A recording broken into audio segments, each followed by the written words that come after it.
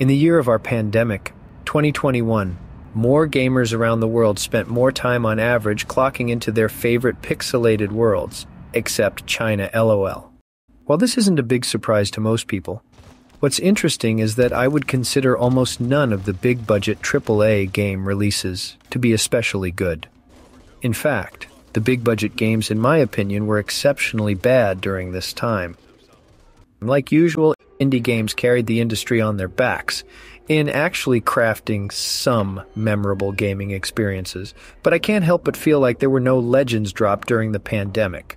But then came along February of 2022, and blam, Elden Ring took the gaming world by the ballsack and slapped it around for months, in a good masochistic kind of way. ER was a gamer's paradise with a boatload of content that dropped at just the right time for people to sink their tarnished teeth into. But I am arguing here today that Elden Ring will not be considered legendary against the test of time. Here's why.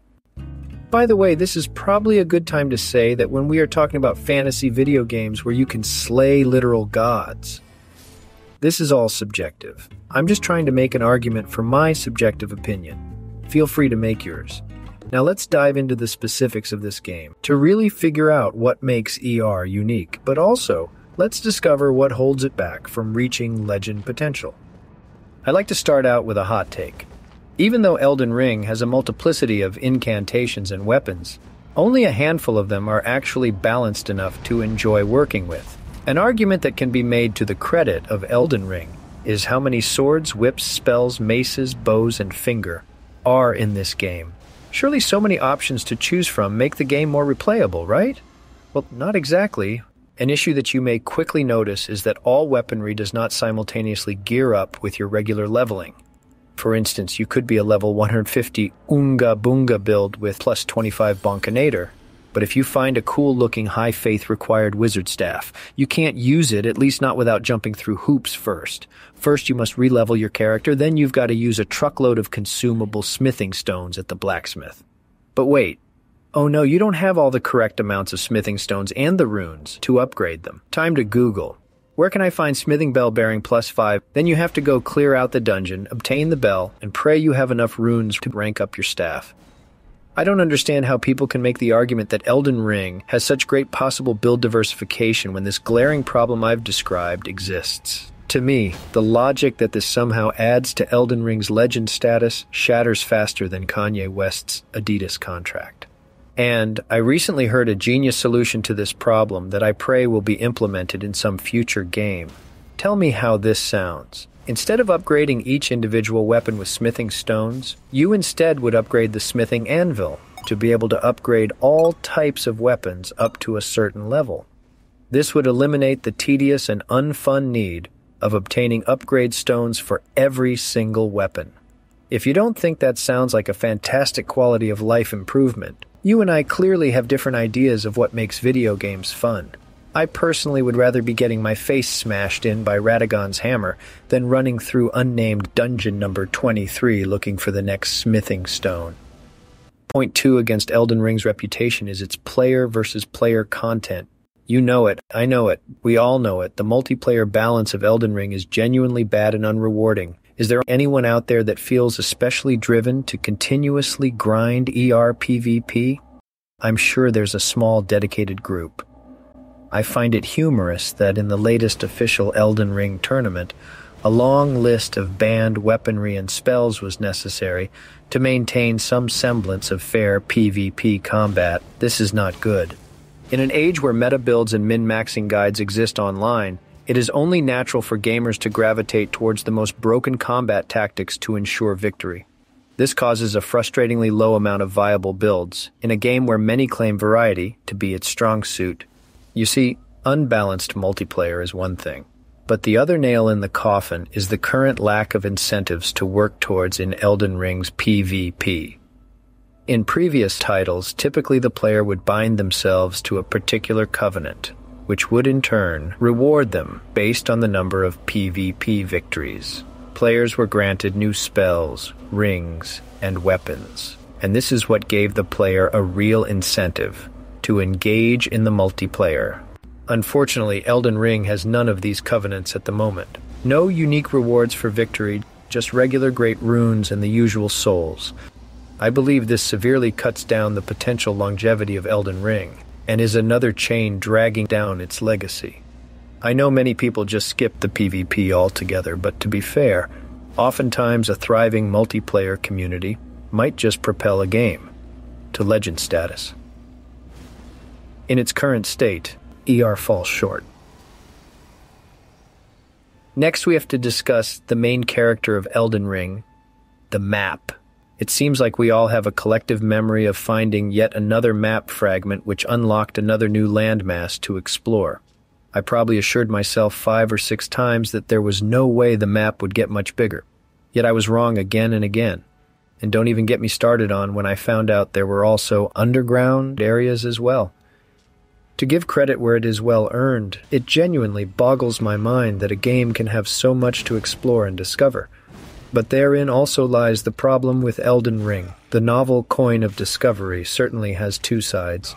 Once the excitement of stumbling upon yet another reused dungeon mini-boss wears off, many hours of fun gameplay become monotonous on repeated playthroughs. What I'm arguing is that in order for a game to be legendary, it has to be replayable for years. Finding a new map fragment after you have already beaten the game twice does not feel very exciting the 3rd time around. You can only get teleported to Caelid so many times before it loses its initial dopamine hit. But I have another scathing hot take here. ER does a lot of things, and does them really, really well. But does it really bring anything new to the table? You see, in my opinion, Elden Ring doesn't invent anything new or define a particular genre. It is the amalgamation of certain aspects of all the previous Souls games. So if we're discussing legend status, Dark Souls 1 seems a far more influential title to the gaming industry, due to the fact that it spawned the whole subgenre known as Souls-likes. One argument might be that Elden Ring doesn't hold your hand in exploration or mechanics. Essentially, it allows the player to follow their own intuitions and curiosities, instead of relying on a minimap with yellow quest markers dotting the landscape. To throw an interesting question to consider, is Dark Souls 1 an open-world game? I personally think it qualifies, and even that game had a hands-off approach to exploration all the way back in 2011. To put it concisely, while Elden Ring has a massive, amazing open world, it doesn't evolve into anything truly new, which would uniquely influence the future of gaming. So yeah, those are my main arguments, but I also need to address some of the non-official Elden Ring content which often surrounds these types of games. You see, there are a fair amount of community-run niche veins in the throbbing Souls community, which typically lengthen the lifespan of these games. Between the mods, speedruns, lore challenges, and other content-driven experiences, there are many ways to interact with Elden Ring besides vanilla playthroughs. However, I can speak to my own experience with speedrunning and challenge runs, and say that Elden Ring is considerably less fulfilling and less rewarding to replay than other Souls titles. Speedruns as well as challenge runs are hampered severely due to the overwhelming size of the game. Not to mention, glitchless speedruns of Elden Ring are 90% riding torrent from one area to the next. Modding has certainly boosted the appeal of games like Fallout or Skyrim, but in my opinion, it seems like most people aren't interested in modding ER. And this makes sense when we realize that most players are on console. Modding is less accessible to our console comrades, and there is no creation kit tool provided when trying to mess around with these hard-coded Japanese files. Maybe this comes from my lack of knowledge or awareness on the topic, but modding Souls games has always seemed less appealing to me than other titles. Either way, most people don't mod, so it seems unlikely mods alone would help solve Elden Ring's biggest drawbacks. Anyways, I love Elden Ring so much. It is certainly the best game I've played in years, and if I were to gush about all the things I liked, this video would be 3 hours long.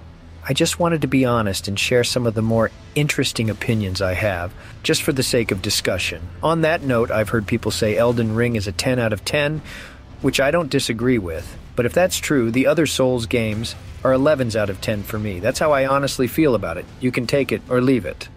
If you want to have further discussion around this game and many others, make sure to subscribe to this channel. I plan on posting very regularly. I'd love to hear your guys' different opinions and feedback, and I'll try to address them all in the comments. Thanks so much for watching. Till next time.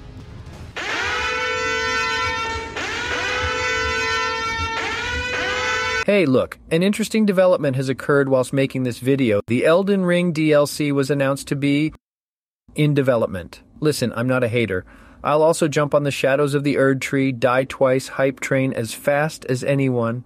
My hope is that we will get to see more of the foreskin apostles in this expansion. Am I the only one that thinks they're severely underused in the base game? JK, may Gwyn help us all.